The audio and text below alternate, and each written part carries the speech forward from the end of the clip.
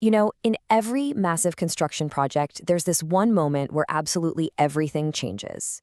It's that point where all the steel and concrete, all that hard physical work, officially transforms into a legal and financial asset for the owner. We call it the handover, and in the world of big international projects, it's all run by one critical part of the rulebook, Fidic Clause 10. So let's break down why this one clause has so much power. Okay, to really get why this is so important, let's just paint a picture. Imagine a brand new hospital ready to go just hours from opening its doors. Suddenly, a pipe bursts. Massive water damage. So who's on the hook for that bill? Now, what if that exact same pipe bursts just 24 hours later, the day after the grand opening? Well, the answer changes completely, and it all comes down to the process we're about to walk through. So, to wrap our heads around the handover, we first need to know who's who. The FIDIC contracts lay out a very clear triangle of roles and responsibilities. All right, so first up, you've got the employer. That's your client, the owner, the one paying for the whole thing. Then, of course, you have the contractor, the company that's actually building it. And right in the middle, kind of like a referee who works for the employer, you have the engineer. And under the FIDIC Red Book, let me tell you, the engineer's role is absolutely crucial to making this whole taking over process work. Okay, so how does this handover actually go down? Well, the mean road, the standard way, is laid out for us in subclause 10.1. This is the A to B procedure for when the whole project, or a big pre-planned piece of it, is ready to be handed off. And the entire process, the whole thing, hinges on this one document, the taking over certificate. Now, this is so much more than just a piece of paper. Think of it as the legal key that officially says, yep, the work is done. And, most importantly, it's what formally passes all the risk from the contractor over to the employer. The process itself is like a four-step dance, and the timing is everything. First, the contractor thinks they're done, so they give notice to the engineer. And that starts a clock, a 28-day clock. The engineer has those 28 days to get on site, inspect everything, and make a call. They can either issue the certificate, which means the project is accepted, or they can reject the application. And right here, this is the fork in the road. And believe me, the two paths could not be more different. If that certificate gets issued, a whole bunch of good stuff gets triggered for the contractor. The risk is finally off their shoulders, the warranty period starts, and they get the first half of their retention money back. But if they're rejected, well, the risk stays right where it is, with the contractor. Now they've got to fix everything the engineer pointed out and start the whole application process all over again. Now, obviously, big projects aren't always handed over in one clean shot, right? A client might want to open, say, one wing of a new hotel while the other is still a hard hat zone. Fidic actually has two very different ways to handle this, taking over by sections and taking over by parts. And you really, really need to know the difference. Sections are planned from day one. They're written right into the contract, each with its own deadline, its own penalties for being late. Parts, on the other hand, are totally unplanned. It's when the employer just decides, hey, I want to start using that finished area now.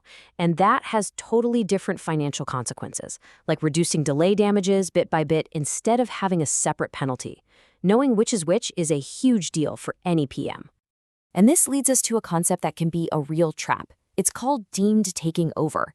So what happens if an employer just gets impatient and starts using part of the project before any certificate is issued? Maybe they start moving furniture into an office floor. Well, the contract says by doing that, they have deemed it to be taken over. From that moment, the risk for that part automatically flips to them, paperwork or not. The engineer then has to issue a certificate right away. So we've already established that this taking over certificate is a huge deal. But honestly, the impact just keeps on going. It creates this massive ripple effect across the entire contract. It's really the great dividing line in a project's life. Look, before that certificate is signed, the contract is black and white. The contractor is responsible for the care of the works. That's it.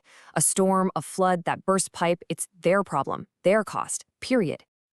But the instant that certificate is issued, bam, it's like a light switch. The liability flips. Responsibility passes to the employer. So, let's go back to our hospital. That pipe that bursts the day before handover, that's on the contractor. The exact same pipe bursting the day after, that's the employer's problem now. That right there is the immense power of Clause 10. So, getting that certificate kicks off a bunch of really important things all at once. The warranty clock, what we call the defects notification period, officially starts ticking. The main risk and insurance burden shifts over. The contractor gets a nice payday because the first half of their retention money is released. And, crucially, the meter finally stops running on any penalties for being late, those dreaded delayed damages. Okay, so let's boil this all down. If you're out there, an engineer or a project manager on a job site, what do you really need to take away from all this? Job number one, you have got to be specific. If an engineer has to reject a handover application, they can't just say, nope, not ready. The contract is very clear. They have to provide specific reasons and a detailed to-do list for the contractor. A vague rejection isn't just bad practice. It's practically an invitation for a major dispute later on. And please, please know your contract. We've been talking mostly about the Red Book, where the independent engineer is the one with the power to issue the certificate. But if you're working with a different Fidic form, like the Silver Book, the employer issues it directly.